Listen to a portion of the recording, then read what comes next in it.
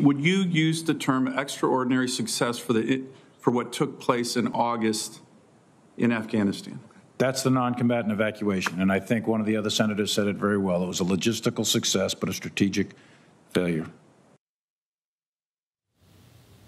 Well, that was General Mark Milley speaking there at the end during the Senate Armed Services Committee hearing today. And this comes as Defense Secretary Lloyd Austin confirmed that 21 American citizens and their families were evacuated from Afghanistan, but there are still more left behind. Continue breaking down the hearing today with top Pentagon officials. Let's bring in a panel of lawmakers who are also military veterans. Florida Congressman Michael Waltz, a retired Green Beret commander, along with Georgia Congressman Andrew Clyde, a retired Navy officer. Gentlemen, welcome back to the show. Thank you. Hey, good to be Appreciate you having us.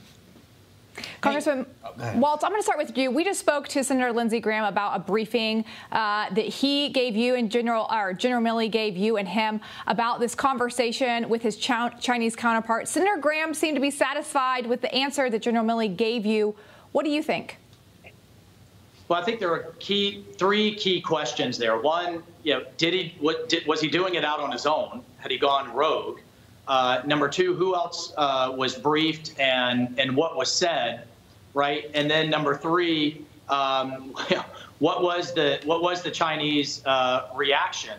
And from what I saw, there was a very legitimate concern, intelligence-driven concern, that the Chinese thought we may launch a preemptive strike, and that what General Milley was looking to do was to de-escalate and to assure them that, which he said today, and I'm glad he said it, that it was ridiculous to think that President Trump was going to launch a preemptive strike on Afghanistan. So I'm glad he got that out there and cleared that up, that the Secretary of Defense knew about it, and that the second call, the Chinese actually requested just as a follow-up. So I'm satisfied there.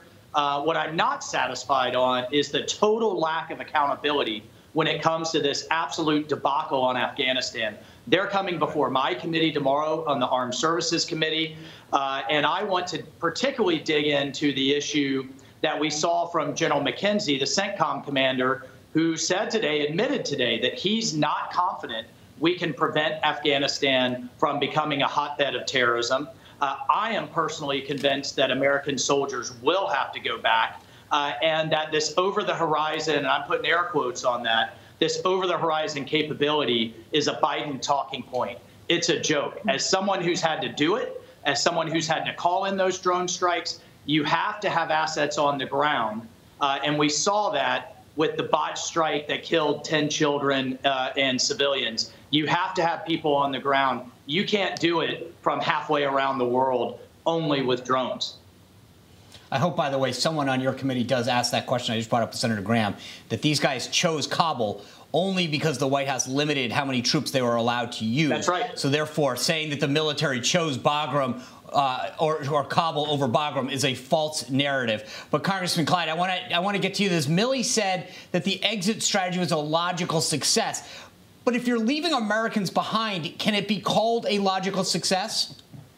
Well, Sean, I'll tell you that as a Navy logistics officer with combat experience, this was not a logistical success. This was a logistical debacle.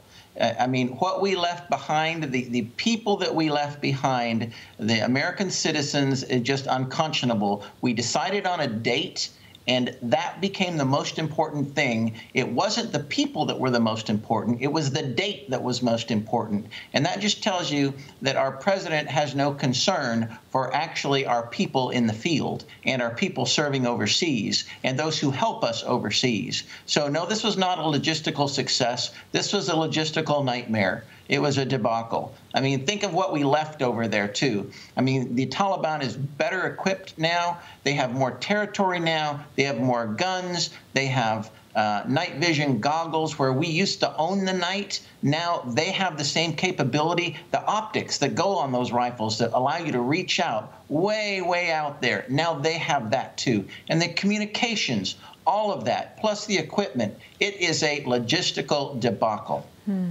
Exactly. General Milley said today that resigning would be a political move. Listen to this. As a senior military officer, resigning is a really serious thing. It's a political act if I'm resigning in protest. It would be an incredible act of political defiance for a commissioned officer to just resign because my advice is not taken.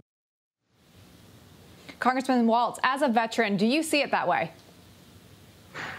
You know, I certainly don't see it in the same way that Milley does as a political act. I think if you are given an order and a series of orders, as he was by Biden after he ignored the military's advice, which became clear today, if you're given a series of orders that is going to leave America less safe, exposed to terrorism, exposed to China, right, and that is going to result, which we saw, in the deaths of soldiers, sailors, and Marines that were put in an impossible position in defending Kabul International Airport, which, by the way, is located in a city of 4 million people as opposed to Bagram, which is offset and completely defendable. If you're given a series of orders that you know are going to result in the immediate deaths of the soldiers under your command and probably in the future of American civilians because of the growing terrorism threat, and then future soldiers that are going to have to go back and deal with it,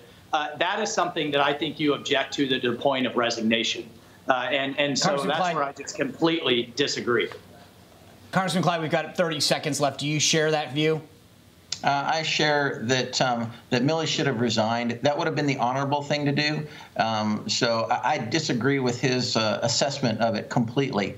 He is wrong in saying that this is a huge deal for the nation. No, I think he's more concerned about saving his job and keeping his job than he is about preserving the integrity of the nation and defending the United States of America. So I don't agree with him at all.